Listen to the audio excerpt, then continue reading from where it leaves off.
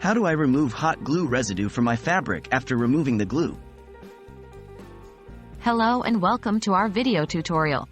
Today, we're going to tackle an issue that many craft enthusiasts and DIYers encounter: how to remove hot glue residue from fabric.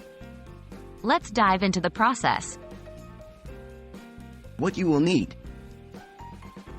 In order to successfully remove hot glue residue from fabric, you'll need the following: ice cubes or a freezer to harden the glue, plastic scraper or a blunt knife to scrape off the hardened glue, rubbing alcohol to remove any remaining residue, soft cloth or sponge to apply the alcohol and for cleaning.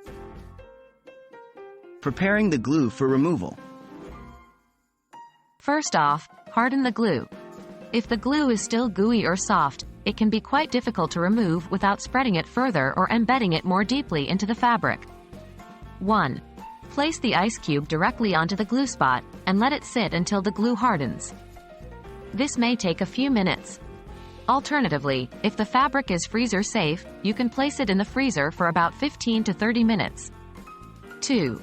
After the glue is hardened, use a plastic scraper or a blunt knife to carefully scrape off the glue. Be gentle to avoid damaging the fabric.